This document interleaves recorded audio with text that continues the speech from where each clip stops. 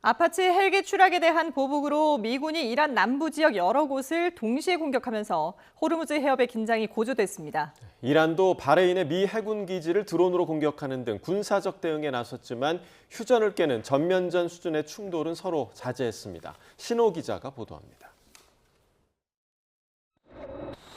미국이 자위권 차원의 공격을 개시한다고 발표한 직후 이란 남부 지역 곳곳에서 폭발음이 울렸습니다. 호르무즈 해협 인근의 반다르 아바스와 게슘섬, 시리크와 자스크 주변에서 몇 시간에 걸쳐 두세 차례씩 공격이 진행됐습니다. 시리크의 물 저장 시설 2곳 이상이 공격을 받아서 식수 공급이 일시적으로 차단됐습니다.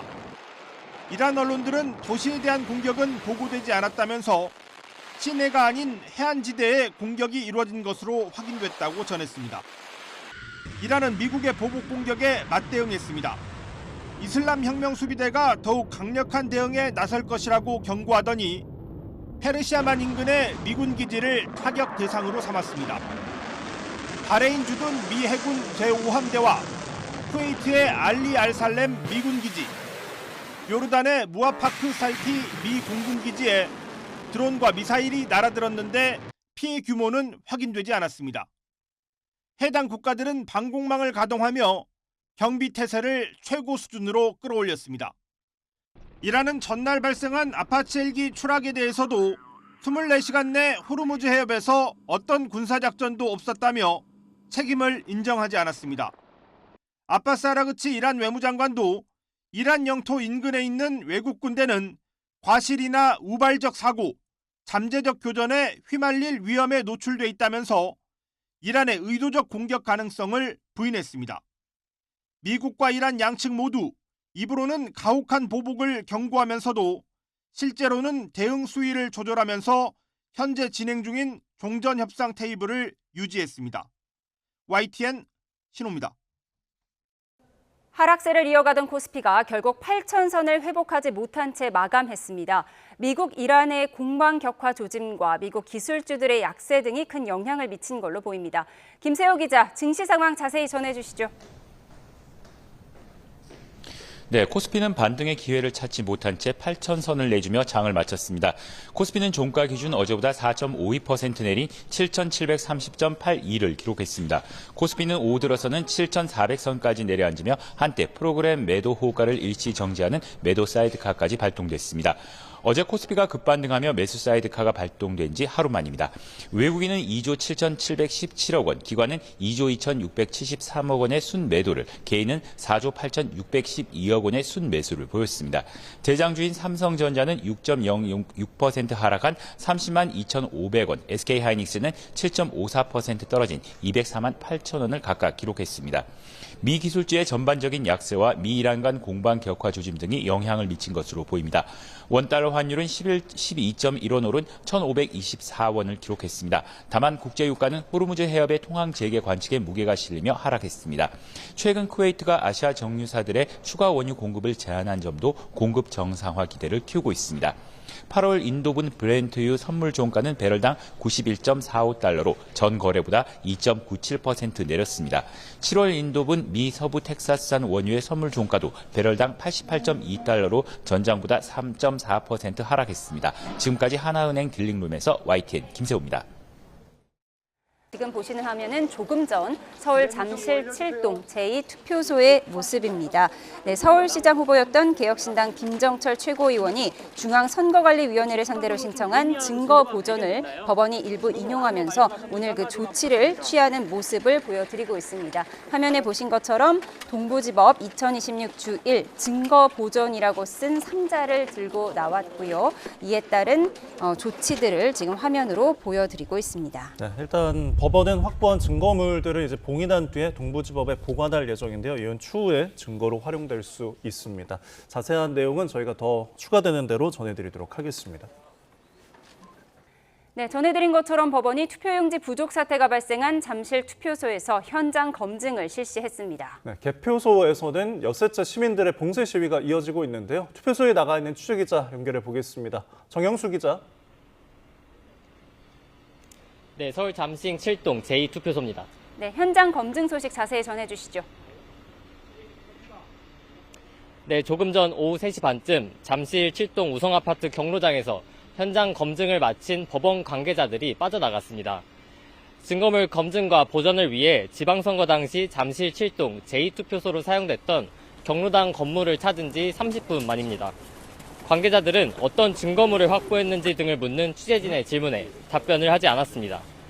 관계자들은 선거 당시 인쇄 매수 1,900매라고 적혀 있었던 상자를 확보하기 위해 현장을 찾은 건데요. 1,900매는 해당 투표인 선거인 수의 49.3%에 해당하는 수치라는 점이 알려지면서 선관위가 인쇄 당시 50% 하한도 지키지 않았다는 논란이 일었습니다. 그런데 현장 검증을 마친 뒤 증거 보전을 신청한 개혁신당의 김정철 최고위원은 기자들을 만나 현장이 다 치워져 상자를 확보하지 못했다고 밝혔습니다. 이에 따라 김 최고위원은 선관위에 사실조회를 신청해 상자가 어디 있는지 확인을 요청할 예정이라고 밝혔습니다. 이곳 경로당은 지방선거 당시 잠실 7동 제2투표소로 사용됐는데 투표소 부족 사태에 항의하는 시민들로 한때 붐볐던 곳입니다. 한때 또 봉쇄됐던 곳입니다. 서울시장 후보였던 개혁신당 김정철 최고위원도 투표지 부족 사태에 항의하며 증거물 보전을 신청했는데 법원이 이를 일부 인용하면서 현장 조사가 이뤄지게 됐습니다. 보전 대상은 잠실 7동 제2투표소에서 발견된 인쇄맨수 1,900매라고 표기된 투표용지 보관상자와 투표소 10곳의 CCTV 등입니다. 투표용지 부족과 관련한 선관위 직원 사이의 단체 대화방 기록도 증거보전 대상에 포함됐습니다. 네, 한편 개표소에서는 아직 시위가 이어지고 있는데요. 분위기는 어떻습니까? 네, 주말이 지나면서 시위 참가자들은 줄었지만 여전히 개표소 앞에서는 항의 시위가 이어지고 있습니다. 참가자들은 부정선거, 재선거 등의 구호를 외치며 경기장 출입구 곳곳을 막고 있습니다. 경찰은 기동대 6개 중대, 경력 400명가량을 배치해 혹시 모를 돌발 상황에 대비하는 것으로 파악됐습니다. 이런 가운데 경기장에 입주한 대한체육회 관계자들은 어제에 이어 오늘도 사무실에 있는 업무용 노트북 등을 가지러 경기장 출입을 시도했지만 다시 불발됐습니다. 체육회 관계자는 자신들의 업무 터전을 빼앗겼다면서 은행 업무도 제대로 보지 못하고 있다고 하소연했습니다. 어제 시위 참가자들이 법원이 증거 보전 명령을 내린 지역이라며 경기장 출입을 막은 데 이어 오늘도 출입구를 막으면서 관계자들의 불편이 계속되고 있습니다. 지금까지 잠실 7동 제2투표소에서 YTN 정영수입니다. 네, 국회는 내일 오전 본회의를 열고 지난 6.3 지방선거 투표용지 부족 사태와 관련해 여야 양당이 제출한 국정조사 요구서를 보고받습니다. 보고 절차를 마치는 대로 국정조사 특별위원회 구성 협의를 진행하게 될 전망인데요. 취재기자 연결합니다. 양동훈 기자. 네, 국회입니다. 네, 투표용지 부족 사태와 관련해서 국회 속도가 빨라지고 있죠? 네, 조정식 신임 국회의장은 내일 본회의를 열어 교섭단체 양당이 제출한 국정조사 요구서를 보고받고 국정조사 특별위원회 구성에 나설 예정이라고 밝혔습니다. 민주당과 국민의힘이 이미 국정조사에 일정 부분 공감대를 형성한 만큼 특위 구성 협상도 빠르게 진행될 전망입니다. 다만 국민의힘이 발의한 특검 법안의 경우 민주당은 국정조사에서 밝혀지는 내용을 보고 추진하는 것이 합리적이라는 입장을 보이고 있어 당분간 국회 본회의 통과는 쉽지 않아 보입니다. 양당은 각자 행보에도 속도를 내고 있습니다. 먼저 민주당은 송기현 의원을 단장으로 하는 선거제도 개혁 TF 첫 회의를 열었습니다. 한병도 원내대표는 단순히 법과 제도를 일부 손질하는 작업에 그쳐선 안 된다고 강조했고, 송 의원도 참정권 보장과 국민 신뢰 회복에 필요하다면 공직선거법, 선관위법은 물론 헌법까지도 검토하겠다고 밝혔습니다. 국민의힘은 투표용지 부족 사태와 관련해 시국선언 대학생 10여 명을 국회로 초청해 간담회를 열었습니다. 장동혁 대표는 전국 재선거를 실시하는 것만이 선거 민주주의를 다시 세우는 길이라고 주장했고, 간담회에 참석한 대학생은 무너진 선거 시스템 때문에 학생들이 학점도 포기한 채 시험 기간에 거리로 나서고 있다고 목소리를 높였습니다. 장 대표는 앞서 인천과 호남 등 투표소 12곳에서 양당 후보 간 득표수가 똑같았다며 의혹도 제기했는데요. 민주당 한병도 원내대표는 4년 전 국민의힘이 승리한 충북지사 선거에서도 양당 후보 득표수가 똑같은 투표소들이 있었다며 의혹이라는 말로 포장한 부정선거 음모론에 불과하다고 반박했습니다. 네, 민주당 정청래 대표는 오늘 선거 이후에 처음 공개회의를 주재했는데 주요 발언도 전해주시죠. 네, 이재명 대통령이 지방 선거 결과를 두고 이겨야 할 곳을 졌다면 최소한 성공이라 보기 어렵다.